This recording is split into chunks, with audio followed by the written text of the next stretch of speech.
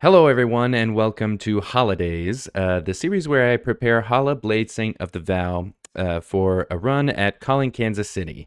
This is episode 2, which will be a deck tech, but it's going to be a bit different than a normal I'm showing you 80 cards and talking about each of the individual picks.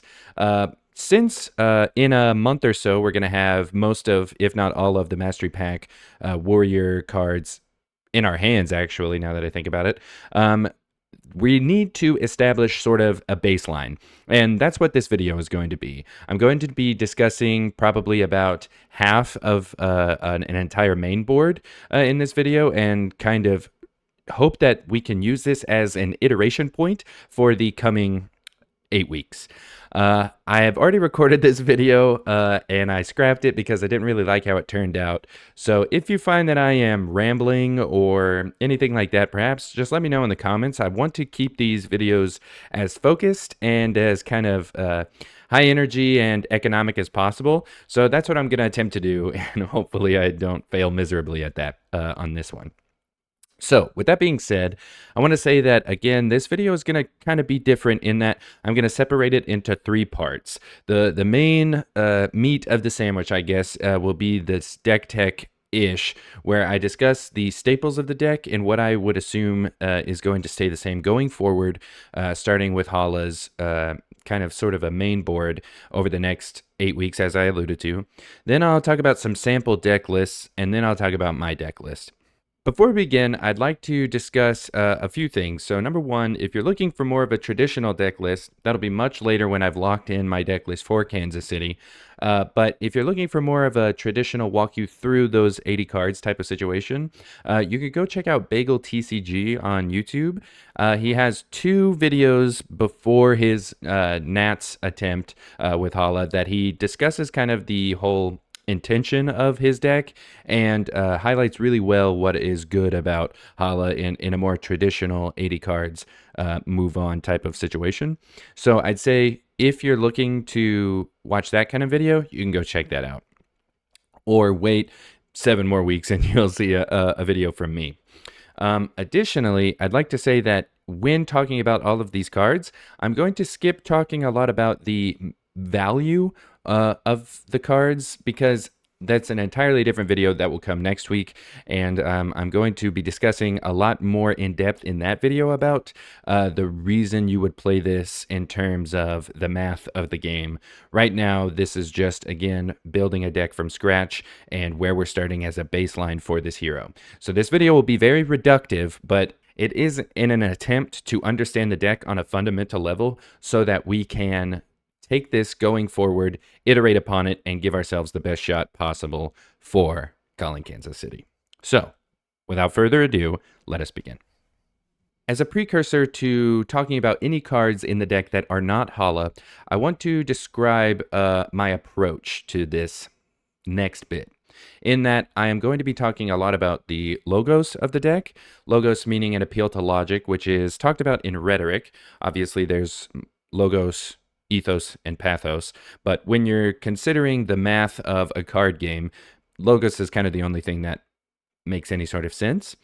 And the approach in terms of a logical point of view, I'm going to operate a lot under if-then statements. So meaning, if something is true, then the next thing is true. I.e., if you cut off my finger, then I'd have 1 less finger, right? So that is where we're going to begin. Again, earlier I said that this is going to be a very reductive approach, and I think it might seem, I don't know if childish is the word, but it might seem stupid to start at such the base level that I'm going to, but I think if you have that core fundamental understanding of what your deck is and what it does, then you can only develop a stronger base of understanding. So that's why I'm doing this. So, if we are playing Hala, Blade Saint of the Vow, then we have multiple options in terms of weapon selection. I'd say realistically you only have one, but for the sake of this thought exercise, let's say if you're playing Hala, then you could play Zenith Blade. Or if you're playing Hala, then you could play Durandal. If you pick a hero in Flesh and Blood, the starts in play, stays in play, aka Sip Sip, equipment and weapon selection is such an imperative one that this is almost always where you're going to start, especially with Warrior. For me, it is such that Hala and Zenith Blade go hand in hand so much that this will always be my take, probably for eternity that I play her. I could see a world in which we switch to more of a fatigue meta and I go test out Durandal, but the way I like to play, I want to play Zenith Blade. If I'm playing Hala, then I'm playing Zenith Blade. And if I'm playing Zenith Blade, then... Oh, gotta move my camera. Then, what is next? That's just an example of what we're going to do, but that is the base of the deck. Our entire understanding is going to surround these two cards. Again, it's going to sound redundant and repetitive, but our entire understanding of what we're doing here and why we're doing it is because we are playing Hala, Bladestain of the Vow, which says sharpen target sword you own for 3 resources, and Zenith Blade being that target sword, which says if this has been sharpened, its first attack this turn gets go again. Right? Our entire understanding of the deck surrounds this. So our entire construction of the card pool will be surrounding this. Well, if that's the case, where does one begin? Well, one must begin with, I think is an extremely natural place to start, Edict of Steel. So, if we're playing Hala that cares about sharpening a target sword, and if the target sword that we have selected for our deck cares about getting go again, then the next logical thing to follow would be that a great reason to put a card in our deck would be if it allows us to benefit from that go again source. Meaning that if we had something, i.e. Edict of Steel, that generated a way to swing that weapon twice in the form of a flurry token, then that would stand to reason that that card should be in the deck. Now, this card is so important in terms of the logic of the deck that we will be running not only the red, but the red, yellow, and blue copies of this card. This is the building block of this hero in its entirety. This is the reason we're playing this hero. No matter what, if you are playing Hala and you are playing Zenith Blade, these 3 cards, which translate to 9 cards because you're going to run 3 copies of each. These 9 cards are going to be in the deck no matter what. Primarily because you can benefit off of each of these cards, especially if you have other ways to sharpen a target sword, but that will come later. I won't get into the value necessarily in this video. Like I said, I'll talk about that in the next video I do. But on its face, the red version of this card says sharpen and create a flurry unless you get rippled away. There's no other hoops you have to jump through, right? So if we're going to assume that this is a card we want to play, then it would stand to reason that we'll be able to attack more than once on more than one turn, right? We're not going to play 2 red Edict of Steels on the same turn because you don't get an additional benefit from the flurry token. I'll pop it up here. It says specifically you may attack with target sword an additional time this turn once you activate it. Activating is also an important keyword, but again, we can talk about that at a later date.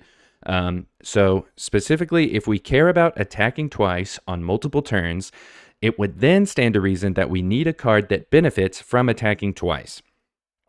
That is where this card comes in. Valiant Dynamos. I don't think this was going to be a surprise to anyone who has played a warrior before. This says, at the beginning of your end phase, if you attacked with weapons 2 or more times this turn, remove the -1 counter of defense from this leg slot, right?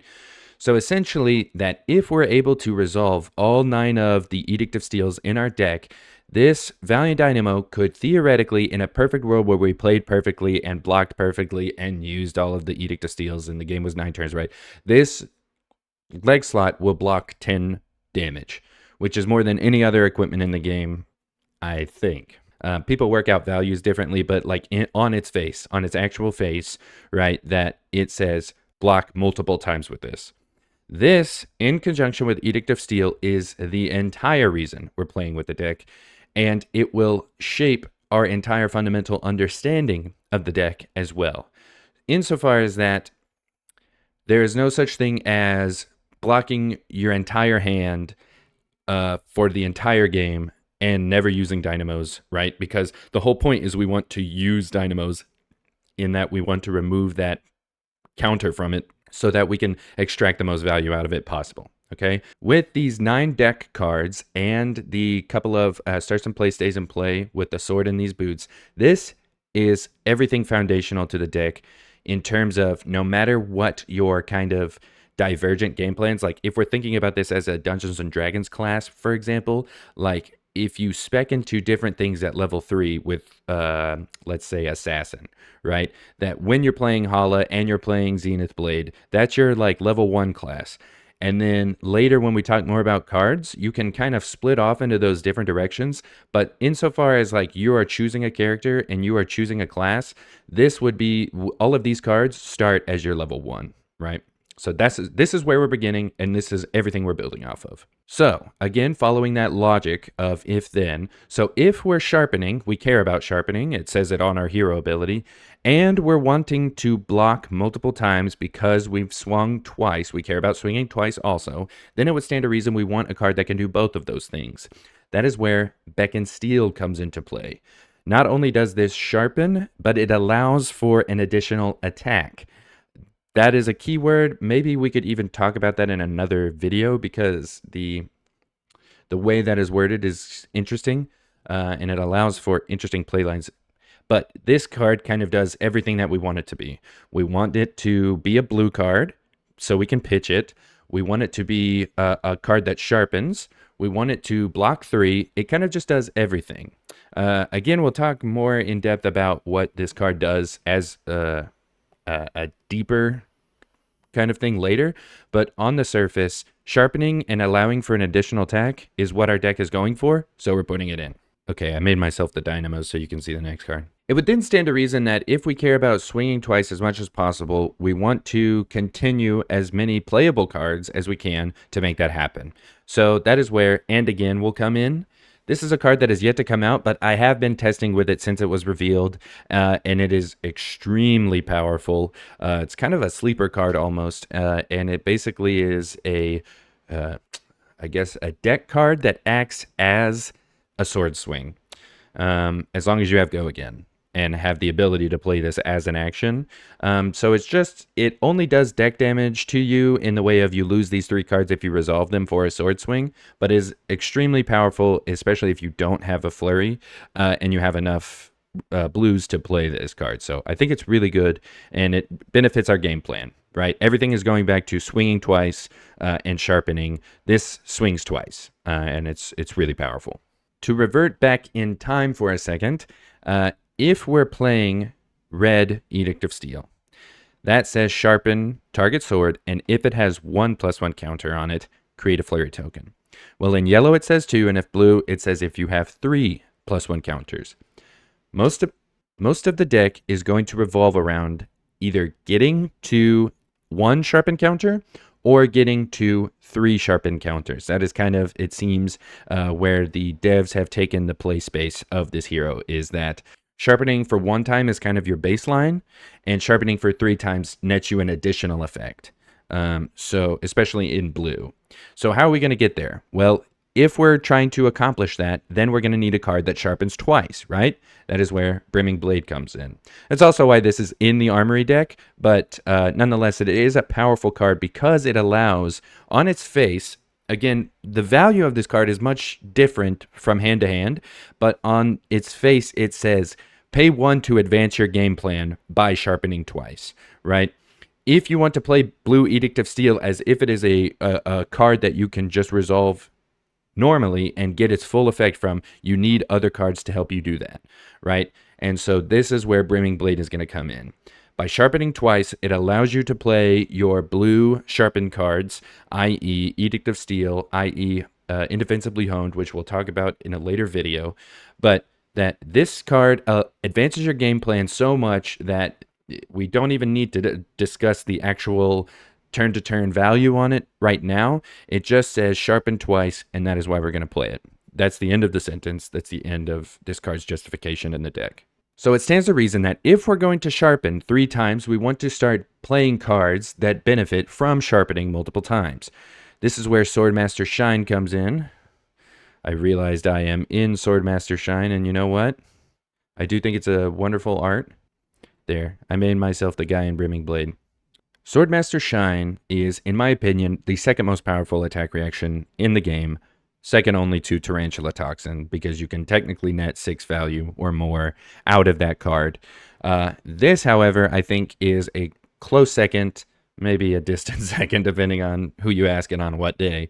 But the +5 is a huge number, and that's why it says 3. But, Ethan, you ask, why would we play a card that costs 3 if our resource curve is such that we're paying 3 resources to play perhaps Brimming Blade, Edict of Steel, then paying 2 resources each on our Sword Swing? Well, that is where the top line of text comes into play. For each +1 counter on swords you control, this costs 1 less. So, at its bare minimum, say you play a red Edict of Steel, this is going to cost 2. This is really powerful at 2 for 5. However, the more you sharpen, like i.e. on Hala's hero ability, the less this is going to cost. So, if you can get it down to 1, and in a perfect world where you get this down to 0, this is, again, maybe in terms of not meeting any sort of requirements after that, the strongest attack reaction in the game. And that's really why I'm focusing on this card. I like this card a lot. I was playing it in Dory, not at 3 of, but because it's more of a quest to get there. But when your hero ability says sharpen and your entire deck is surrounding it, like I've just shown here, the card that I am right now, Brimming Blade, I've sharpened twice. I'm paying 1 to reduce the cost of this card by 2. So the cost curve on this card is really incredible, and it's extremely powerful on top of that. If I'm wanting to sharpen 3 times to make this card powerful, and I'm wanting to do damage on top of that, which I obviously am if I'm playing an attack reaction for +5, then it would be beneficial to run a card that does both of those things. Insert Swordmaster's Path. This says pay 1 to add 3 to the next sword swing. Yeah, next sword attack. And the next time you sharpen an additional time.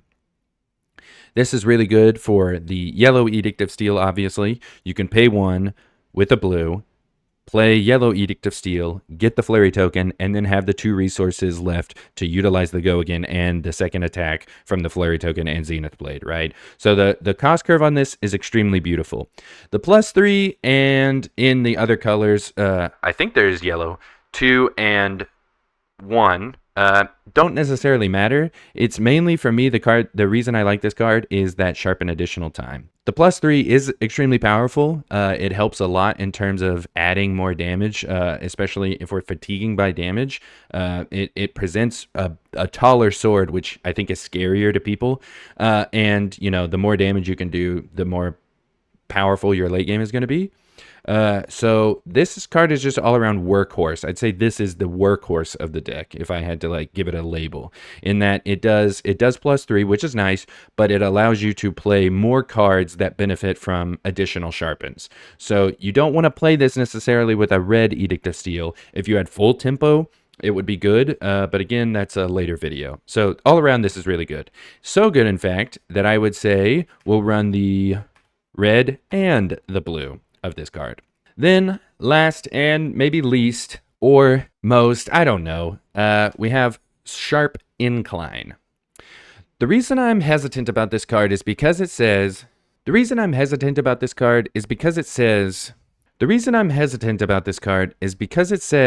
next attack costs 1 less to activate. Obviously, on its face, this is a 0 for 4, because all you need is the +1 counter, and then you can swing your weapon for free. That's really good. It's really strong.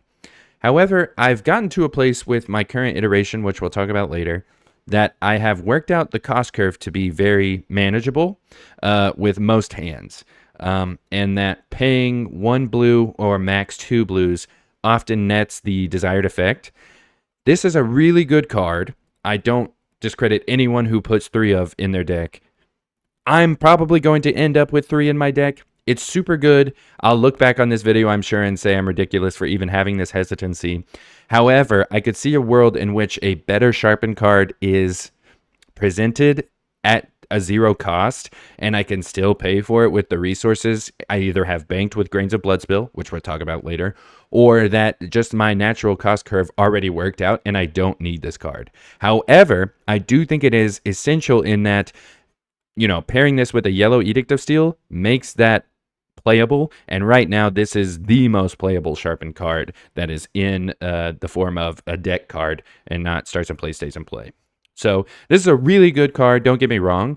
And especially that -1 to the cost of your first Sword Swing allows you to play, maybe it allows you to play Swordmaster's Shine and swing another time. It literally would do that. That's a perfect example. But like drawing two of these in the same hand feels extremely bad. But it's maybe something to talk about over the coming weeks. For now, I do think this is an imperative card in this version as the baseline of the deck. So that's the last one in terms of the baseline for if you were building a deck. I'd say you're going to click on all, I don't even know, 7 unique cards, and then each of the individual colors all tally up to about 27. I say about, exactly 27 cards that you could start a deck with. And I think that's a great place to start Hala, and then in your own time spec into maybe more of a fatigue angle. Maybe you want to play D-Reacts that have 4 value. Depending on your local meta, maybe more aggro is something that people are less capable of playing against. So it's just all sort of, with those 27 cards, I think this is the greatest place for us to start as a baseline of our understanding of the entire ethos. With those 27 cards, it's the best baseline for our understanding of what we're doing with the deck and how we want to play it and present damage. And, from the beginning, if we're assembling the deck in a certain way, then blank, all of these cards are going in no matter what. The rest we can make decisions about after. After we have picked those 27 cards that go in the deck and Valiant Dynamo, I would then probably go next to more Sip, so that we can flesh out the way we want our warrior to play, right? Specifically Hala, obviously, but that, most warriors you're going to start with this kind of thing to begin with. For me, however, I wanted to kind of get the way that my natural draw sequence would be playing. So now we can discuss a few more options that I've seen people talk about, and then we'll talk about what I prefer as my chest slot and my arm slot. So to no surprise, I'm sure, to most people, up first we have Grains of Bloodspill. The reason I say no surprise is that Grains of Bloodspill is maybe the most elegantly designed warrior card, maybe, of all of them, and perhaps maybe the most elegantly designed Flesh and Blood card of all time, in my opinion. Especially in terms of the structure of the way that the game operates. The idea that the equipment your character always has an effect that if it hits, you may pay with the perfect resource system that Flesh and Blood uses. You may pay one of those resources to belay power into the next turn. I think is so brilliant. And not only that, it has multiple functions as well, i.e. you can block with it to save your life, literally. Like if you're you've temper blocked with it too and you only have 1 counter on it and you need that 1 life to save, it has offense and defense. This is possibly the best chess slot of all time. However, I think it's not as straight and forward that I'm going to just select this just because it's such an amazing card. Next up, I want to talk about Iron Song Versus. I started with this card, and I still think it's worth noting. I think it's technically better than Braveforge Bracers, if I'm being honest, because presenting the on-hit is more important than getting the on-hit and breaking the chain. However, I think that as I've played with it more, I like it less and less. In fact, I've taken it out of my list entirely now, and I think most people who have sunk a lot of games into Hala will have said the same thing. But I think this is something of note because it allows for maybe a more fatigue angle, like you can increment value out of getting a courage token to add +1 damage, and over time that +1 damage will have stacked up so much that it has netted you a victory. However, it doesn't advance the game plan that I prefer, and I just didn't really like playing with it as much. So for the most controversial discussion in maybe this entire series, and this will be almost its entirely own video, maybe there's a part one and part two now that I'm thinking out loud about the implied value of Hala. That this card, Paragon Plate, is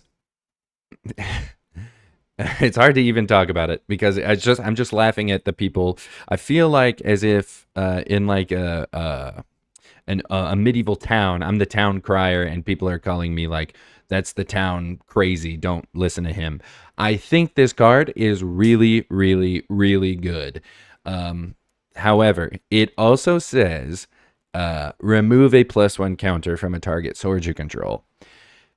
If you told a warrior player that you would remove damage from their weapon, and not only that, but they had to do it on their own free will, they would look at you and probably spit in your face. And most people are going to. However, I'm here to proselytize that this card is good and that you should pay attention to it.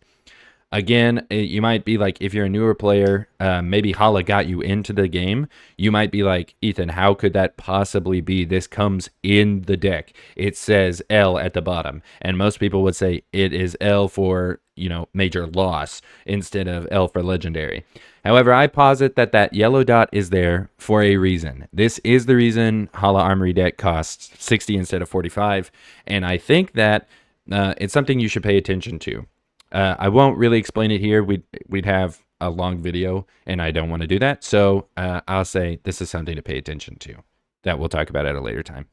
Lastly, Reverent, what I've learned is called rear braces. I think is going to be the default arm slot. Insofar as that, like, you might not even take null rune gloves. Like, this says fix an entire hand that you have because you can pay 1 to sharpen an additional time.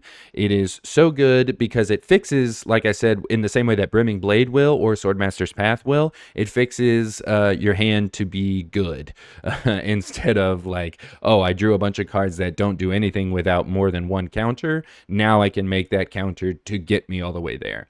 So ultimately, I think this is a really good card. I think it's something that will be the default arm slot for maybe eternity, as long as you're running Zenith Blade, especially. But for now, I think this is what I'm going to run with. I have no other arm slot in my current iteration of the deck, and I think it will continue to be that way.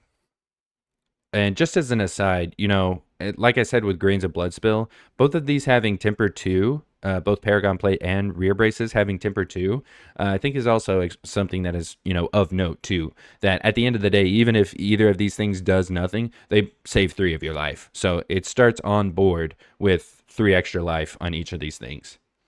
I just want to talk about a few generic kind of warrior cards that I think are going to be in my deck no matter what. We've kind of established the baseline, but I think these also are notable includes without being something I would stake my life on, right? The first card, I think, to also no surprise for most people, is going to be Provoke. Provoke is just Disruption on a stick, especially in a blue block 3. This is an extremely potent card. Not much to talk about here. And it's really good. I think it's even worth, like, when you see this in your hand, you can even consider playing this in the first cycle, especially because if your whole goal is to take powerful cards by presenting a lot of damage or consistent damage that, say someone gets into a blocking cycle, you watch someone put 2 cards in front of your first sword swing. Let's say you're attacking for 6 and you're going to attack for 6 the next time. Well, you have Provoke in your hand, you provoke them, make them lose value on it, they put a 3 block in front of that, and now you can deal 3 damage on the next turn. Or on the next sword swing. So this is just a really good card. I think Josh Lau has a video talking about the legacy or something of Provoke. I'm sure he does. So if you want to know more about Provoke or the interesting playlines, you can watch that video. But it does, I think, advance my game plan, which is why I think always Provoke will be in my deck. Similarly, Shove Off, I think, is going to be eternally in the deck. This says return a non-equipment card that is defending target sword you control to the owner's hand. This card is, honestly, it's unbelievable how much power this has for a common card. I almost can't believe they printed this card. Some people don't seem to have that same opinion as me. Some people are like, yeah, it's good. This card is extremely powerful. It's ridiculously powerful. This basically says, like, on something like turn 0, this says free 3 damage. At the end of the game, when they've run out of all their D-Reacts, you're looking through their graveyard, they've used all 9 of their D-Reacts. This is free real estate. This is an incredible card. This also helps to lose value. For example, I know I said I wouldn't talk about edge cases, but like, say a Gravy plays Blood in the Water, pop it up on screen here, and they discarded an ally from the top of their deck or their hand to get the extra 2. You return that card to their hand, yeah, they can play it again. Do they have another ally?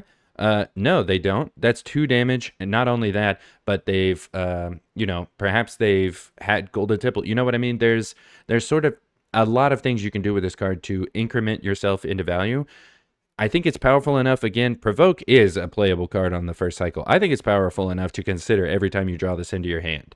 I'm not currently running 3, so I know I'm like preaching about the beauty of this card, which, speaking of beauty, look how amazing. This is the best art in the entire deck. I can't wait to get these extended arts. But in that regard, I would maybe run this even if it sucked. But yeah, I think this is something like so good as to consider it always. Kind of reverting back to a more of if-then, not so much of vibes-based picks. If we're caring about sharpening and we're caring about strong attack reactions, this card is really, really good. Paying 2 with not being able to discount it, that is a downside. However, this says, and because we're Hala, we're always almost going to be able to get the additional effect. But if you sharpen, you get another +1 counter, which benefits your game plan, right? That Beck and Steel also would be able to be turned on by this, right? That, any of your other +3 counter, actions or reactions gain a benefit from this. So I think this is something that is proving more and more powerful as the days go by. I even have it in blue in my deck right now. I know a lot of people do and did. Some people are on and off of it. But for me, this is an extremely powerful card, and I can't see this coming out before calling Kansas City. Lastly, I almost considered taking this out, but I do think that over the next 8 weeks, depending on how the meta shapes up, I might run Tech Blues.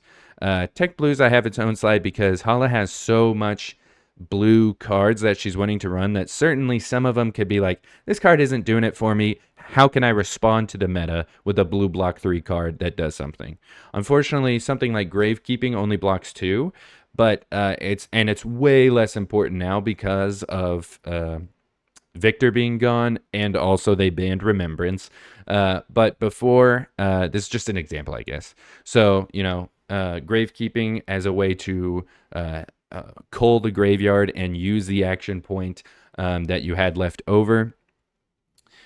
Ripple Away, again, it's less important now that Victor is gone, but it can stop. I mean, Rune Blades are about to be more prominent with Usurp the Shadow Throne, I think is what it's called, as set 20.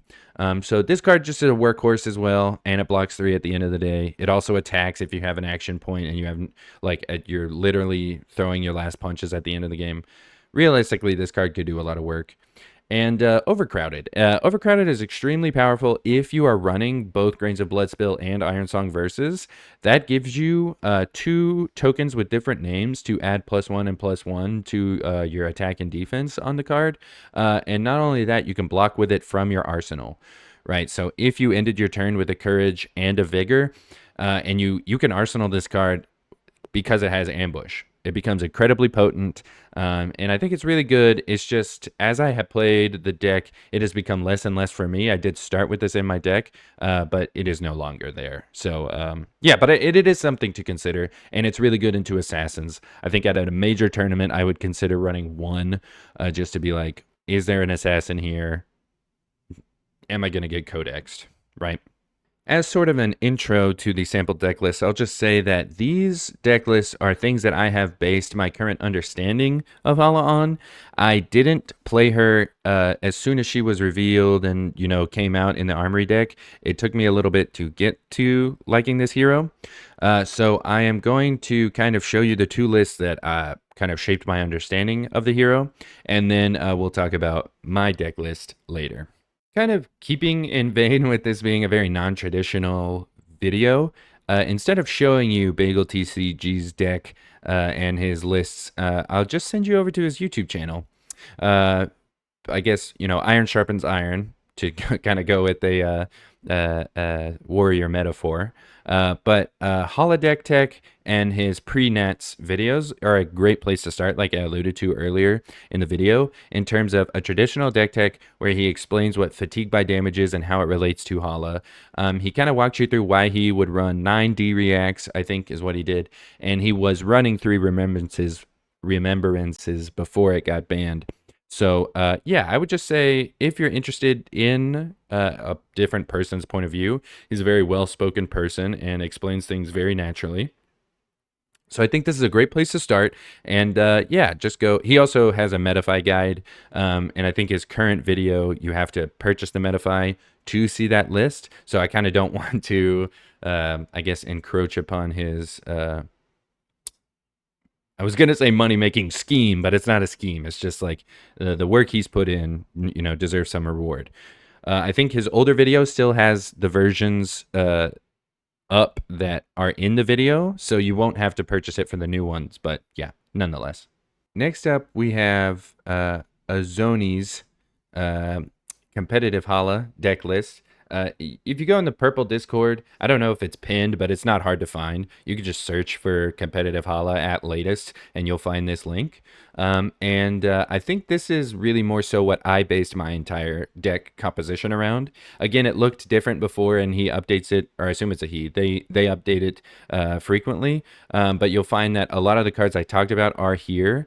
These first all reds are in the video already, and then these cards are going to be different for mine, but kind of this whole philosophy of deck is where I started. Insofar even as that his Command and Conquers being in the sideboard kind of have shaped my thought process of how the deck plays and how the hero should play as well. That not like Command and Conquer is a very good card in Hala, surprisingly, or maybe not surprisingly, because, if you don't have a Flurry token, a great follow-up is this generic card, or any generic card, really, but that while it is powerful, doesn't necessarily always advance your game plan. I assume they run it in every matchup, and I've run it in every matchup so far. But the more I play Hala, the more I think to myself, does it advance my game plan? And if it doesn't, should I take it out? And which is why we're focusing on that in these next 8 weeks as well. To discuss my deck list as it is right now, we kind of need to understand that I will not be declaring this as the deck list I'm going to take, right? The whole point of these videos is to evolve the deck list and make my understanding of not only the hero, but the cards in the deck better. And so what I'm showing you is how I'm trying to approach my game plan now and how I want to advance it and what I will end up trying to push the deck towards in the future. So we'll look at that now. I think I'll be able to demonstrate my ideas of if I'm aiming the arrow, where I want to shoot that arrow and where I want it to land by the time I get to Kansas City. So firstly, I'm playing Paragon Plate. This is, again, a later inclusion. I am also playing this card as a one of Polish Blade. This, to me, is kind of the entire, I guess you could say, pathos of my deck.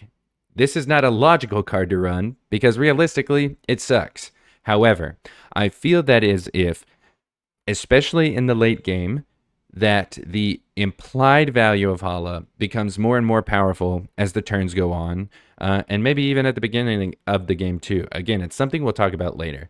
But right now, this card being something, for example, I send an attack for 5 to close the combat chain. I have 2+1 counters, and the opponent blocks for 6. Well, it's not like I was getting value out of those counters, right? So it would be helpful to remove them and pick all 3 cards. Sorry, to pick all 3 modes of this deck. To pick all 3 modes of this card. I don't know that this is something that will stay in the deck long term, but the idea of evading someone's block to, get around them and attack again is something that I find really enjoyable about the hero. And again, if you missed the first video, that a lot of this character is about... Sorry, Will. A lot of this hero is about joy for me. And there's a few things I like about this card. I like the art. It's by Olga Terashenko, who's one of my favorite artists in Flesh and Blood. And I like that if someone blocks, they're punished for blocking. And that's kind of what I like. Punished for blocking, i.e., indefensibly honed. Punished for blocking, shove off. So yeah, there's a bunch of stuff like that. This is my sideboard. This is, I think, subject to most change. Like, obviously, this card could be power crept out if Mastery Pack Warrior releases a card that's just like impossibly strong. I could see like, well, Ziggy's not going to be at Kansas City. They might be, I don't know. But if Ziggy players and Ziggy the character weren't at Kansas City, I could see taking out Jagged Edge and substituting a better card. I could see taking out Shelter from the Storm if I wanted to put the deck into a more aggressive position. I could see taking out, so all of these things except for Kabuto and maybe even Blunton are going to change over time. A lot of these just feels like I'm running Iron Song Determination because it feels like I'm missing a piece. I don't know what that piece is yet. We'll see when they announce more cards. But for now, this is the direction I have it in. That's kind of the justification. But yeah, that's where I'm at with the deck. We'll talk about more my understanding of the deck and of the hero and how I think she best operates at a later time. But for now, just to reiterate, we have the ability to fatigue. I think something like if you play against a, let's say, new Aurora, especially if you have a lot of blue, a lot of the arcane damage won't go through, and you can block with all of your cards. You could just fatigue Aurora. But if someone is asking you to be more proactive, you have all the tools in the world to make that happen. And I think that's something that I like. And I especially like being tricksy with evasive types of maneuvers on top of just surprising people. They're damned if you do, damned if you don't kind of thing has always attracted me to Dory. And it's one of my most favorite aspects of Hala, apart from just loving the hero. So yeah, that's where I'm at with the deck right now. And so yeah. So thanks everyone for watching. These videos have really already, even on number 2, kind of expanded my understanding. When I went to my local armory this last week, I was, every card I drew, I was like, how do I evaluate this card? What do I do with it? As opposed to maybe other times where I've just been like, yeah, I'm here to hang out and play some fun Flesh and Blood. Like already this is proving to be a worthwhile exercise. And so yeah, if you have watched this far, thank you so much. And leave a comment telling me how you feel about it. And yeah, thank you.